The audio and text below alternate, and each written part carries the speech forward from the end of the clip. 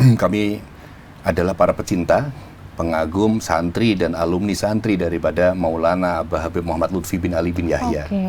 Yang saat ini beliau menjadi Dewan Pertimbangan Presiden dan juga Ketua Forum Sufi Dunia atau World Sufi Forum biasa disebutkan. Aktivitas pertama yang kami laksanakan adalah bagaimana membantu pemerintah untuk mempercepat penurunan stunting melalui apa yang bisa kami lakukan, apa yang kami mampu gitu. Dan ditambah lagi salah satu program Bapak Presiden terpilih 2024-2029 adalah makan bergizi gratis. Dan itu salah satu program yang beliau canangkan semenjak kampanye kemarin adalah untuk itu.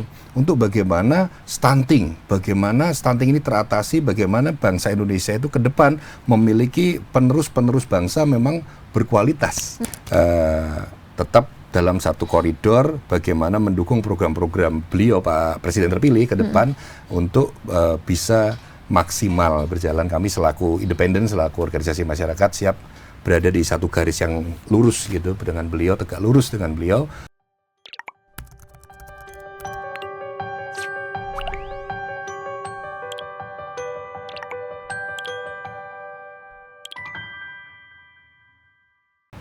Halo Tribuners dimanapun Anda berada, jumpa kembali bersama saya Giok Mengwan dan kali ini kita akan membahas masalah yang masih menjadi sorotan di tanah air, yaitu masalah stunting. Seperti yang kita ketahui bahwa stunting ini merupakan gangguan pertumbuhan dan perkembangan anak akibat kekurangan gizi akut dan juga infeksi berulang Tribuners. Berdasarkan hasil survei status gizi Indonesia menunjukkan bahwa terjadi penurunan prevalensi stunting pada tahun 2022, yakni dari 24,4% menjadi 21,6%. Meski begitu, bukan berarti kita harus bersantai karena kita harus menjaga agar angka ini akan trennya tetap turun Tribuners. Dan seperti yang dilakukan oleh relawan Derek Guru Pandu NKRI ya, atau Relawan Daru nih. Nah, langsung saja kita bakal ngobrol-ngobrol apa sih Daru ini dan apa aja program yang mereka lakukan untuk mengatasi stunting ini. Kita sudah bersama dengan Ketua Umum Relawan Daru, Mas Aditya Yusma. Apa kabar, Mas? Apa kabar? Sehat? Apa kabar? Oke, baik juga Alhamdulillah. Selamat malam. Selamat malam, Mas. Walaupun malam kita tetap semangat ya. Harus tetap semangat. Oke, Mas. Ini kan Relawan Daru ini mungkin banyak yang belum tahu mungkin ya, Tribuners mungkin pengen tahu penjelasannya apa sih Daru itu, Derek Guru gitu kan, dari bahasanya sendiri udah Jawa banget, tapi sebenarnya organisasi seperti apa dan dari mana ini tuh, Mas? Baik, terima kasih Gigi untuk pertanyaannya dan kesempatan berada di Tribunus ini untuk Tribun semua. Terima kasih dan Assalamualaikum warahmatullahi wabarakatuh. Waalaikumsalam. Selamat malam, Om Swastiastu, Namo Buddhaya, Salam dan Salam Pancasila tentunya. Salam Pancasila. Mohon izin, jadi Daru ini adalah satu organisasi masyarakat yang lahir dari rahimnya politik memang. Jadi kami adalah para pecinta, pengagum, santri dan alumni santri daripada Maulana Abah Habib Muhammad Lutfi bin Ali bin Yahya. Yang saat ini beliau menjadi Dewan Pertimbangan Presiden dan juga Ketua Forum Sufi Dunia atau World Sufi Forum biasa disebutkan. Adapun bagaimana Daru ini lahir adalah karena kami melihat bagaimana ketika guru kami Habib Lutfi bin Yahya itu selama kami mengetahui belum pernah beliau turun gunung untuk dikontestasi politik manapun gitu. Sehingga waktu bulan November tahun 2023 kemarin saat kontestasi Pilpres 2024 kami melihat sangat mengejutkan bahwa beliau turun langsung gitu untuk berada di salah satu capres waktu itu gitu. Sehingga para pecinta, para pengagum beliau termasuk kami itu memiliki inisiatif bahwa ada pertanyaan waktu itu begini, kenapa Mas Adit, manggil saya Mas Adit itu mendirikan Daru, kenapa harus membela atau mendukung beliau gitu. Kami jawab bahwa ketika guru Anda, ketika misalkan saya umpamakan GG, ketika guru GG adalah sedang menyapu halaman dan GG itu apakah duduk dan melihat sang guru menyapu atau GG berdiri dan mengambil sapu dan bertanya, bolehkah saya ikut menyapu? Nah, itu yang kami lakukan. Berarti kami berdiri, kami mengambil sapu, kami bertanya, Abah Guru, bolehkah kami membantu menyapu? Ketika beliau memberikan restu, silakan. Disitulah Daru. Disitulah Daru. Kami turun ikut mengkampanyekan positif dalam kurung, artinya kami menyuarakan kampanye-kampanye positif, bukan kampanye-kampanye yang memecah belah bangsa, tapi kampanye-kampanye yang berbau lintas agama, lintas budaya, lintas suku, dan tentunya lintas provinsi waktu itu ya. Nah, kami ini baru pertama berdiri, alhamdulillah sudah terbentuk 19 provinsi waktu itu. Oke, itu tahun? Tahun 2023 bulan Desember. Oke, berarti masih baru tapi Masih langsung baru, 19 provinsi. 19 provinsi. Oke. Dan dalam perjalanannya kami melihat Daru ini dari segala macam segi bergabung karena melihat bagaimana sosok Maulana Abah Habib Lutfi bin Yahya sebagai pemersatu bangsa, sebagai beliau itu kami sebut sebagai bapak pluralisme, itu tidak pernah membeda-bedakan. Sehingga humas kami ada 6 agama, salah satu yang paling aktif itu berada di agama dari Kristen, itu justru aktif sekali. Aktif untuk mengajarkan ke daerah-daerah. Waktu itu misalkan kami mengadakan kegiatan Daru bersolawat seperti itu. Nah, itu justru yang maju adalah dari Kristen. pemuka agama Kristen. Iya, dari pemuka agama Kristen. Ketika kami mengadakan ada acara kirab kebangsaan atau misa kebangsaan atau Daru senam sehat seperti itu semua berkumpul bersatu menjadi satu nama, yaitu Daru. Nah, kenapa Daru ini tadi? Agak kejawa-jawaan ya. Memang awalnya karena kami kan ikut kepada Abah, sehingga waktunya namanya bagaimana Abah, kami bertanya pula ke putra menantu beliau waktu itu Habib Soleh, namanya gimana Habib Soleh, ya sudah derek itu ikut, artinya kalau di bahasa Sunda mungkin ngiring ya. Ngikut guru, kami kan mengikuti guru, jadi udah derek guru. Tapi ternyata kenyataannya teman-teman kami di luar Jawa bingung, derek apa Pak? Akhirnya kami mencoba mencari satu inspirasi dan kami mengingat ada satu kepercayaan. Ada satu kepercayaan di pulau, di Jawa khususnya Jawa Tengah, Jawa Timur itu namanya Ketiban Daru. Ketiban Daru gitu. Nah, Ketiban Daru itu artinya ketiban keberuntungan. Daru secara Sanskerta itu artinya cahaya, bisa diartikan keberuntungan, atau kalau etimologinya Dewan Daru. Dewan Daru itu pohon, namanya Dewan Daru. Itu etimologi bahasa Sanskerta, artinya Dewan Daru itu malaikat pembawa wahyu. Jadi semua maknanya positif ya. Dan Daru itu sendiri cahaya, betul. Cahaya, betul. Nah, itu kepercayaan itu kami sering mendengar waktu kecil, bahwa kalau ada calon lurah kepala desa di mana dia menjadi mencalonkan diri menjadi lurah, ketika rumahnya Ketiban Daru pasti jadi lurah. Nah, mudah-mudahan dengan adanya Daru ini waktu itu Bapak Prabowo Subianto terpilih menjadi presiden dan alhamdulillah terpilih. Seperti itu. Jadi secara nasionalnya gitu, biar gak kejawa-jawaan jadi yang Daru karena maknanya positif gitu ya, banyak sekali makna positifnya. Tapi ini hubungannya dengan stunting sendiri kan tadi dijelaskan bahwa awalnya ini terbentuk karena emang ingin menyebarkan positif, kegiatan-kegiatan positif yang terinspirasi dari Habib Lutfi ya Mas ya. Betul. Nah, untuk stunting sendiri ini inisiasinya dari siapa dan tergerak karena apa Mas? Baik, terima kasih. Jadi Abah Habib Lutfi selalu memberikan satu pedoman bahwa yang utama itu adalah ekonomi kerakyatan. Bagaimana masyarakat, bagaimana organisasi bisa bergerak tanpa adanya meminta-minta, tapi harus memberi. Nah, itu kami merasakan di mana kami bertemu dengan masyarakat yang yang mungkin menengah ke bawah atau mungkin miskin dan miskin ekstrim gitu. Itu kami melihat di situ ada stunting. Jadi di mana ada miskin ekstrim, di situ ada stunting. Dan di mana ada stunting, di situ pasti ada radikalisme, intoleransi, seperti itu. Itu korelasi. Kebetulan saya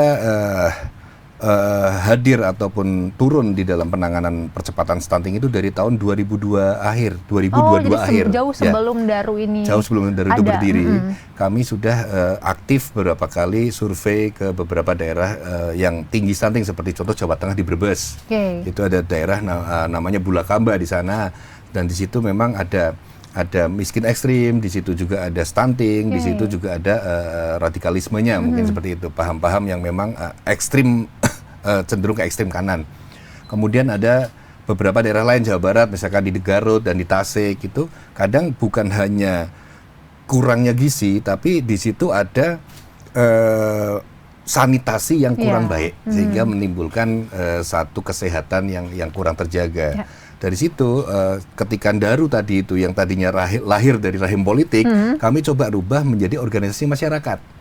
Nah, organisasi masyarakat ini berbentuk perkumpulan, sehingga organisasi harus memiliki aktivitas. Nah, aktivitas pertama yang kami laksanakan adalah bagaimana membantu pemerintah untuk mempercepat penurunan stunting melalui apa yang bisa kami lakukan, apa yang kami mampu gitu. Itu kami lakukan bulan lalu di Jawa Barat, di Bandung pada saat pengukuhan Daru Jawa Barat. Kami melaksanakan FGD dengan tokoh-tokoh, termasuk ada guru besar IPB, guru besar Unpad waktu itu Ibu Profesor Kelly Lestari. Beliau adalah guru besar bidang farmasi di Unpad. Kemudian juga ada Bapak Majen TNI Purnawirawan Deddy Sambowo. Beliau adalah former untuk Sestama BNPT tahun 2022-2023, Pak Majen Deddy Sambowo.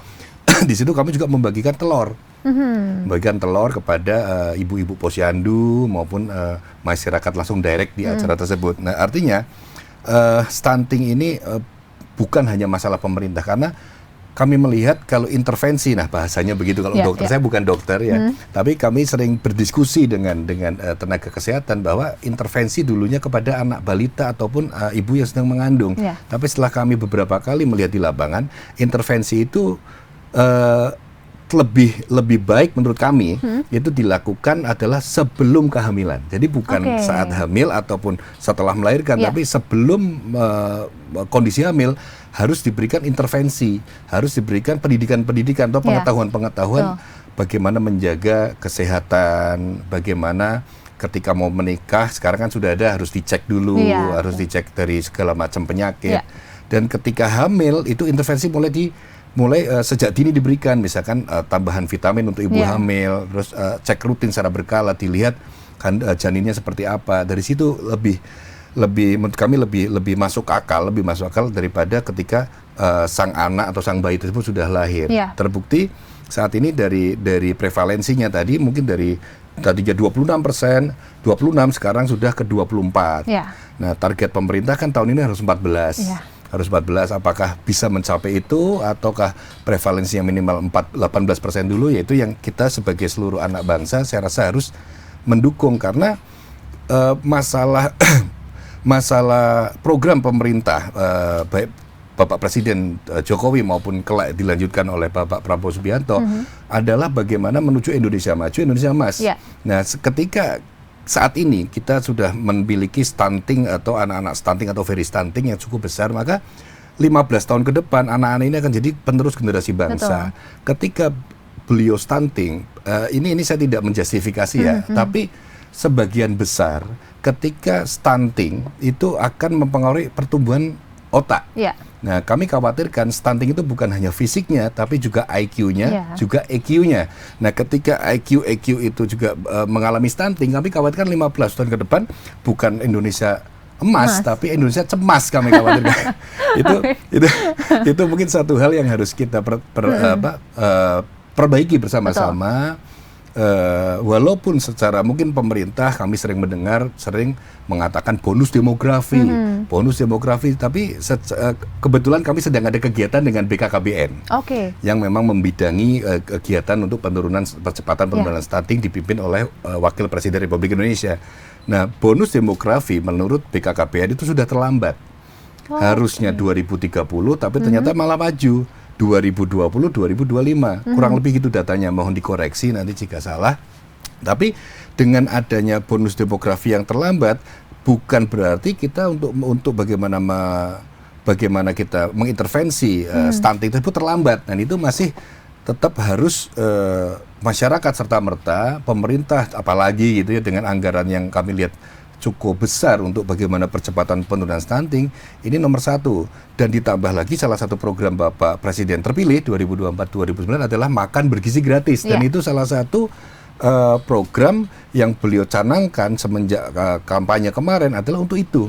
Untuk bagaimana stunting ini teratasi, bagaimana bangsa Indonesia itu ke depan memiliki penerus bangsa memang berkualitas secara jasmani, secara rohani, secara IQ, secara EQ, sehingga ya kami rasa sekarang sudah lewat masa-masa Pilpres, sehingga kami berharap semua elemen anak bangsa untuk mendukung program-program pemerintah, baik sekarang maupun sinkronisasi ke pemerintah ke depan.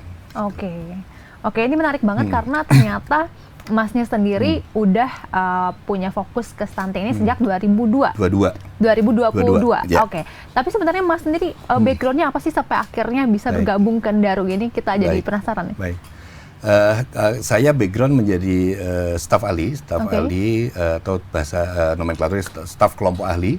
Sekarang dirubah menjadi tenaga ahli di Badan Nasional Penanggulangan Terorisme.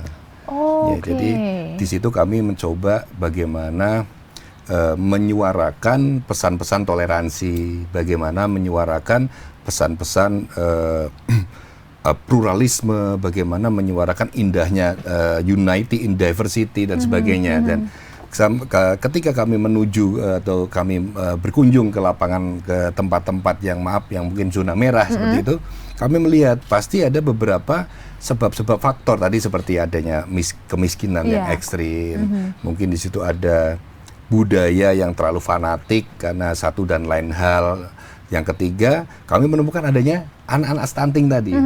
Jadi hal itu yang menjadikan kami ikut coba sekaligus kami ingin melihat waktu itu karena kami mendengar dari pemerintah pusat sedang sangat gencar untuk bagaimana Indonesia bebas stunting, Indonesia percepatan penurunan stunting sampai presiden menunjuk wakil presiden untuk menjadi ketua percepatan penurunan stunting, sehingga kami tergerak. Kami tergerak dengan apa daya upaya kami secara pribadi waktu itu untuk berdiskusi dengan mungkin ada universitas di daerah tersebut, contoh di Brebes, mungkin ada tokoh masyarakat atau pengusaha di kota tersebut, contoh Brebes yang sampai sekarang salah satu tokoh di Brebes dan pemilik universitas itu masih selalu menyumbang telur seperti itu kepada daerah-daerah yang memang tinggi angka stuntingnya seperti itu.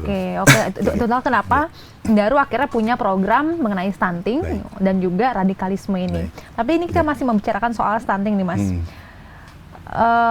Presiden Jokowi ini menyebut bahwa penurunan angka stunting di Indonesia ini tipis nih. Jokowi menyebut pada awal-awal pemerintahannya stunting berkurang secara drastis dari 37% hingga 21%. Tapi menurut Mas nih, bagaimana sih program atau apa sih program yang tepat agar angka stunting ini menurun? Baik, itu pertanyaan yang bagus tapi jawabannya sulit. Jadi program yang ada sekarang itu sangat bagus, apa yang sudah dilaksanakan oleh Bapak Presiden kita Jokowi dan mungkin selaku ketua adalah Wapres, itu sudah sangat bagus dilaksanakan oleh BKKBN dan juga Menteri Kesehatan. Namun memang itu tidak bisa seperti bermain sulap atau membalik telapak tangan, karena itu kebanyakan yang terjadi di lapangan adalah intervensi kepada anak yang sudah lahir. Jadi ketika sang anak itu sudah lahir dan dia diindikasikan adalah mengalami stunting, dan stunting itu bukan penyakit ya. Itu yang perlu digarisbawahi, stunting itu itu bukan penyakit tapi kondisi. Nah, ketika itu adalah satu anomali, satu kondisi, itu memberikan satu intervensi itu tidak semudah ketika penyakit ada obatnya, ada virus ada obatnya, atau bakteri ada obatnya. Tapi ini satu kondisi, sehingga pemerintah mengalami kesulitan bukan karena programnya tidak bagus, tapi karena intervensinya lebih banyak kepada yang sudah lahir. Nah, bagaimana ketika diperbanyak intervensinya kepada yang masih di dalam kandungan ataupun yang sebelum pernikahan. Kembali lagi, saya bukan expert di bidang itu, saya bukan dokter di bidang itu, tapi kami hanya masyarakat yang peduli. Kenapa? Agar generasi penerus kita kelak itu betul-betul menjadi generasi penerus yang bebas stunting, sehingga IQ-nya terjaga dan tujuan Indonesia maju, Indonesia emas itu tercapai, bukan Indonesia cemas gitu. Sehingga saya rasa intervensi sekarang saat ini mungkin dokter-dokter yang ahli di bidang itu, pakar-pakar yang ahli di bidang stunting itu bersama-sama memberikan edukasi kepada masyarakat, bukan hanya masyarakat yang mungkin memiliki putra atau putri atau keluarga yang stunting, tapi juga kepada Gen Z, milenial, kepada milenial yang sama-sama menyuarakan, memviralkan bagaimana agar semua kanan kirinya peduli ketika ada tetangganya yang menderita stunting, ada masyarakat sudah menderita. Jadi sama-sama peduli. Karena kekuatan sekarang itu kami rasa yang paling hebat adalah kekuatan media, kekuatan viral. Sehingga jika sudah ini berhasil dengan viral, maka semua masyarakat akan bangkit bersama-sama, tidak hanya menggantungkan program pemerintah. Karena kita mengetahui dengan luasnya Indonesia dari Merauke sampai Sabang, Itu tidak mungkin tanpa bantuan ataupun maupun peran dari masyarakat akan tercapai. Itu harus bareng-bareng. Berarti secara nggak langsung Mas ini setuju bahwa salah satu cara untuk memberantas atau mengatasi tanda kutip mengatasi stunting ini adalah dengan pentahelix ya Mas. Ya, betul. Dan yang seperti kita tahu juga bahwa justru dari sejak remaja anak perempuan juga seharusnya aware dengan anemia ya Mas ya untuk stunting ini karena hal tersebut apabila nanti mengandung Tribuners itu bisa mempengaruhi bagaimana kandungannya dan bagaimana anak yang dilahirkan seperti itu. Oke, nah setelah membahas stunting kita akan membahas yang Mas expert di bidangnya yaitu soal radikalisme nih Mas. Baik. Nah, salah satu program dari relawan Endaru ini adalah memberantas radikalisme dan kontra terorisme digital. Sebenarnya apa program untuk hal tersebut, Mas? Baik, jadi kami memiliki beberapa program. Program kami itu tentunya sinkronisasi dengan program Astacitanya Presiden terpilih 2024-2019 yaitu program Pak Prabowo Subianto dan Pak Gibran Rakabuming Raka itu ada Astacita. Nah, di dalam salah satu program beliau itu kan ada toleransi. Nah, itu sehingga kami karena mungkin saya kurang lebih cukup lama di bidang tersebut, kami melihat justru ada satu nilai unsur ancaman tapi tidak terlihat saat ini, tapi menjadi satu seperti virus yang tidur. Jadi kami sampaikan begitu seperti ini. Ketika orang terpapar paham radikal, ketika orang terpapar paham radikalisme gitu, itu seperti tidak terpapar. Jadi dia enjoy saja, gitu ya. dia tidak terlihat ada sel-sel yang tidur di dalamnya, sehingga nanti ketika ada pemicu, trigger terhadap apa yang berlawanan dengan pahamnya beliau tersebut, itu akan menjadi satu benturan yang keras. Sehingga kita perlu mewaspadai dari saat ini bagaimana milenial, Gen Z saat ini bisa membentengi dirinya, jiwa raganya dari paham-paham tersebut. Contoh radikalisme itu ketika dia menganggap paham selain dirinya adalah salah. Saat ada sekarang mungkin kita selain di media ada orang yang mengkafir-kafirkan orang lain, ada orang yang menjustifikasi semua selain dia salah, dia sendiri yang benar, ada yang segala macam paham-paham yang menurut saya jauh dari semangat Bhinneka Tunggal Ika, jauh dari semangat NKRI, jauh dari founding father kita gitu, bahwa Indonesia itu adalah negara yang pluralisme, bahwa Indonesia itu adalah negara yang unity in diversity, makanya kita Bhinneka Tunggal Ika. Tapi paham-paham tersebut bagaimana mereka mencoba merekonstruksi, bagaimana mencoba mengganti paham-paham ataupun 4 pilar kebangsaan kita tidak diakui dan sebagainya, itu yang harus kita jaga dari sekarang. Jangan sampai seperti negara-negara di barat yang mungkin mereka bahasanya sama, sukunya sama, tapi mereka hanya berapa persen dari warga negaranya terpapar atau indeks potensi rasio terpaparnya itu tidak terlalu tinggi, sudah terjadi perperangan, sudah terjadi satu kekacauan yang sampai sekarang kita lihat. Nah, sedangkan kita itu beragam, Indonesia itu sangat beragam, dari seperti tadi saya sebutkan, dari Merauke sampai Sabang dengan ribuan pulau, dengan ratusan kabupaten kota, suku, budaya, bahasa, alhamdulillah masih kokoh, masih dijaga, masih terjaga. Dan ini jangan sampai kita lengah ketika munculnya paham-paham radikalisme, intoleransi menuju terorisme itu. Kita tidak punya satu kiat-kiat tertentu untuk menangkalnya. Salah satunya selalu memberikan semangat, tadi mensuarakan selalu bagaimana pesan-pesan radikal, pesan-pesan perkebaikan, pesan-pesan lintas agama, pesan-pesan pluralisme, pesan-pesan kebersamaan, toleransi. Jangan kita menyuarakan acaranya adalah pencegahan radikalisme, pencegahan intoleransi. Kita tidak perlu menyuarakan hal negatif. Tapi yang betul kita suarakan adalah bagaimana antar lintas agama ini bersatu dalam keberagaman.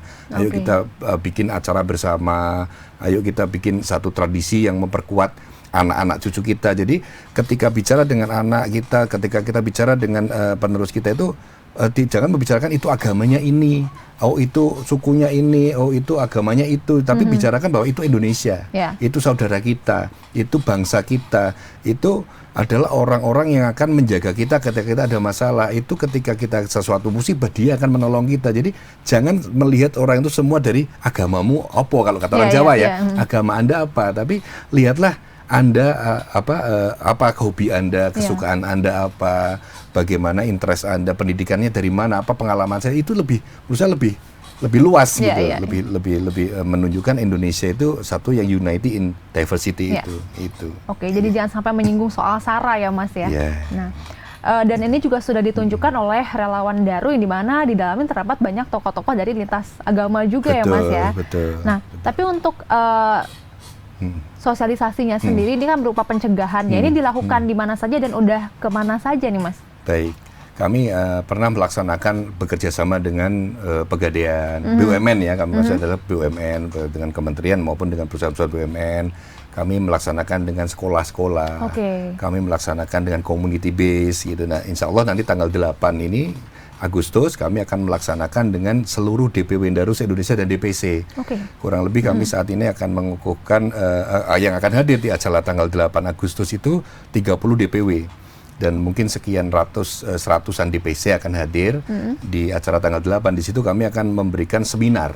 Jadi acara diawali dengan seminar dengan tokoh-tokoh kami, dengan pembina-pembina kami. Nanti ada Bapak Komjen Pol Boy Rafli Amar, mantan Kepala BNPT, kemudian ada Pak Maijen TNI Purnawirawan Deddy Sambowo, juga mantan Sestama BNPT, ada Pak Maijen TNI Toto Imam yang saat ini masih aktif, ada Pak Prof. Muhammad Nasir, Menristek Dikti 2014-2009.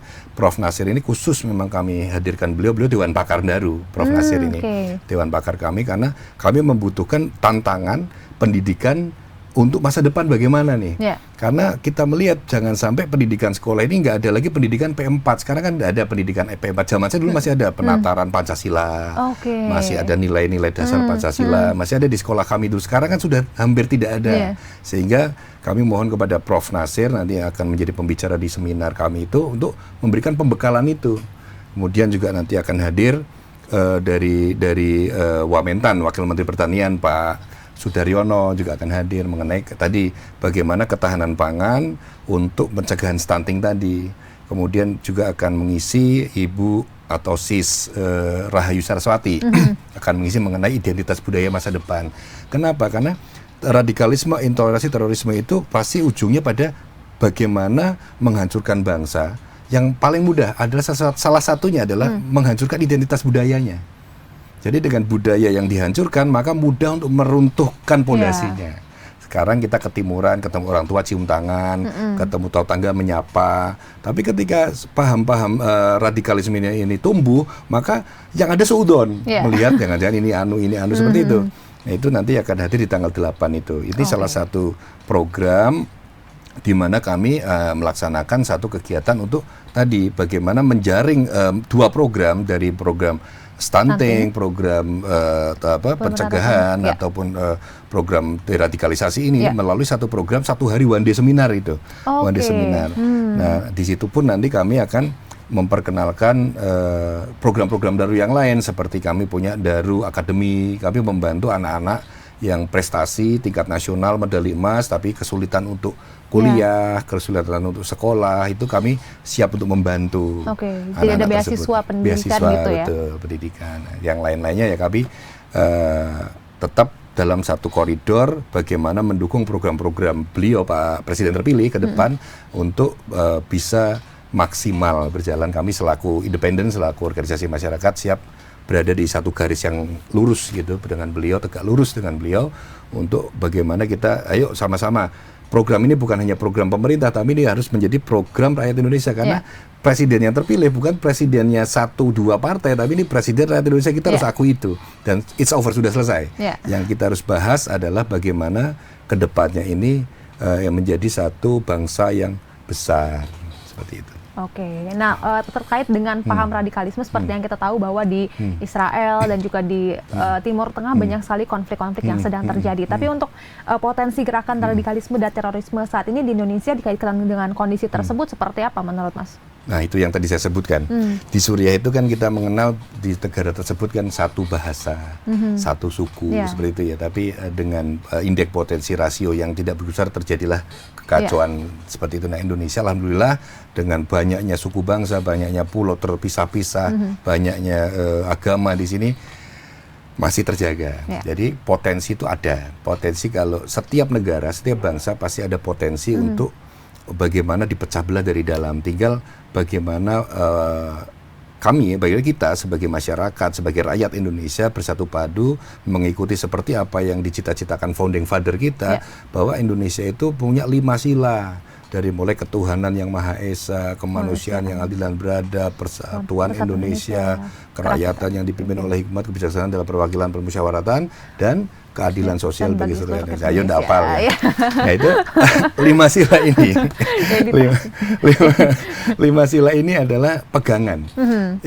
Ini terbukti waktu Presiden Soekarno pidato di PBB waktu itu. Saya sempat lihat videonya, dan ketika beliau Presiden Soekarno waktu itu berpidato di PBB mendapatkan standing ovation. Jadi semua peserta saat itu tepuk tangan ketika beliau menyampaikan inilah dasar negara kami Indonesia. Nah, itu yang perlu kita banggakan. Bagaimana Indonesia itu bersatu, bagaimana Indonesia itu berdiri di atas 5 sila Pancasila tersebut. Tapi oleh karena itu dengan 5 sila inilah yang akan menjadi menjaga dari Merauke hingga Sabang itu tetap bersatu dalam keutuhan negara NKRI, Negara Kesatuan Republik Indonesia. Saya selalu menyebut Merauke hingga Sabang. Kenapa? Karena matahari terbitnya dari timur. Oke, jadi Merauke baru Sabang, bukan sampai Sabang sampai Merauke gitu ya? Iya, karena dari timur terbit matahari dari timur. Oke. Nah, tapi menurut Mas nih, apakah program deradikalisasi di Indonesia saat ini sudah tepat, ataukah mungkin ada yang belum tepat dan harus diperbaiki atau dibenahi lagi? Jadi kalau deradikalisasi itu kan berarti orang yang terpapar dikembalikan menjadi kembali kepada jati dirinya, menjadi bangsa Indonesia nasionalisme sejati.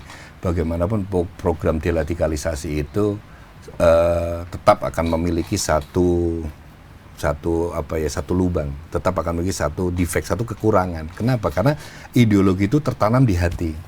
Ideologi itu tidak bisa kita lihat seperti saya sakit, saya sakit cacar kelihatan, saya sakit mata kelihatan. Tapi ketika ideologi itu adalah di dalam.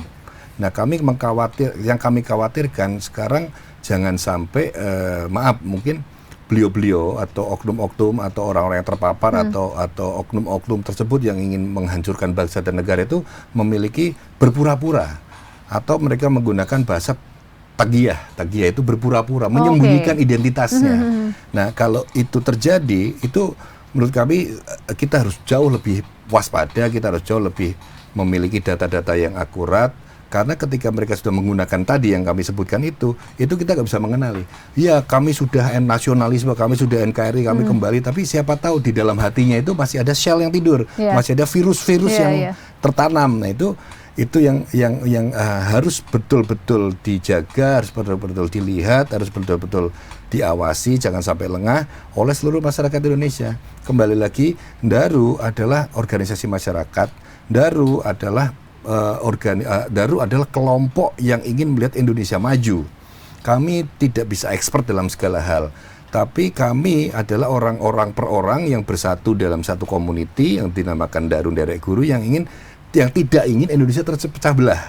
Oleh karena itu kami mungkin melalui Tribunus ini, untuk para Tribunus seluruh pejabat ataupun pemerintah ataupun ini, kami mohon bimbing kami, bimbing masyarakat, bimbing Daru, bimbing ormas-ormas yang ada banyak sekali untuk mencintai, untuk bagaimana menghargai jasa para pahlawannya, untuk bagaimana melihat Indonesia ini bukan hanya sekedar tempat lahir, tapi pandu ibuku. Gitu. Jadi ini adalah satu bangsa yang ketika saya pergi jauh kemana gitu, kami akan merindu. Nah, kerinduan itu harus ditanamkan kepada seluruh anak bangsa untuk bagaimana menghargai kemanapun kami pergi. Kemanapun saya pergi ke luar negeri ataupun yang jauh maupun yang dekat itu, 1, 2, 3 hari mungkin masih nggak rindu, tapi begitu lewat dari 7 hari sudah mulai merindukan Indonesia yang tidak ditemui di negara lain. Bagaimana adat istiadat ketimurannya, bagaimana sopan santunnya, bagaimana keramah tamahannya. Ini Indonesia. Saya di sini tidak bekerja masih bisa makan, tetangga masih sangat peduli begitu. Tapi itulah yang harus kita tanamkan ke para generasi milenial. Nah, tentunya kami harus selalu dibimbing oleh pemerintah, kami harus selalu dibimbing oleh tokoh-tokoh masyarakat, tokoh-tokoh bangsa, yang pastinya beliau-beliau itu harus lebih care, harus lebih fokus kepada akar rumput seperti kami. Harus lebih fokus kepada jaring-jaring di bawah. Kami adalah jaringnya pemerintah, kami adalah jaringnya presiden, kami adalah jaringnya kementerian untuk bagaimana menuju kepada satu simpul masyarakat yang paling bawah, tingkat RT, tingkat RW, dengan pendekatan-pendekatan tadi, pendekatan lintas agama, pendekatan-pendekatan yang atas sesama bangsa Indonesia, pendekatan sesama kepedulian anak bangsa, seperti itu. Jadi kurang lebih ya. Oke.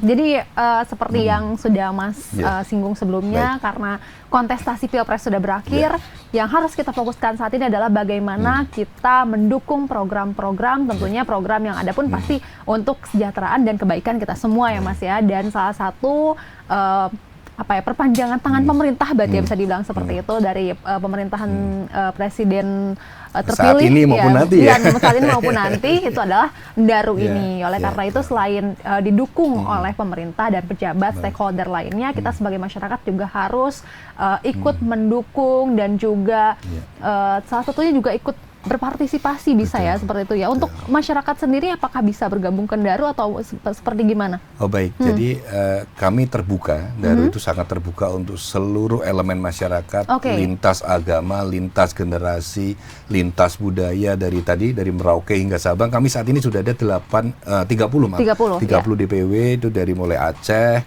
Sumatera Barat, kemudian Medan, kemudian Bangka Belitung, Lampung, Banten, DKI Jakarta, Jawa Barat, Jawa Tengah, Jawa Timur, Kalimantan semua, kemudian Bali, Sulawesi Tenggara, dan Papua Tengah. Papua sudah ada. Jadi monggo nanti silakan kalau yang ingin bergabung, kami sangat welcome dengan pendaftaran nanti melalui website kami, ataupun bisa langsung WA ke nomor 0811 1011 1088. Itulah. Jadi nanti kami akan live streaming itu kegiatan pada tanggal 8 Agustus itu di YouTube. Di live streaming di YouTube nanti ada, tapi juga offline-nya ada di Jakarta. Itu nanti tajuk kegiatan kenapa tanggal 8? Karena tanggal 8 bulan 8 Agustus ya. Tahunnya 8. 2024, 2 tambah 2 tambah 4, itu tahunnya 8. Dan Ndaru di bulan Agustus usianya 8 bulan. Oh, ternyata itu ya, 8 bulan dan presiden ke-8. Oh gitu, jadi angka 8 ya angka yang sakral ya. Sakral, dan Ndaru ini pasti akan terus meluas dan akan menyebarkan program-program positif lainnya, jadi mari kita dukung terus. Dan Tribuners, sekian perbincangan kita dengan Ketua Umum Ndaru, Mas Aditya Yusma. Terima kasih banyak atas waktunya. Kita kembali lagi di program-program lainnya. Sampai jumpa. Download Tribun X sekarang. Menghadirkan lokal menjadi Indonesia.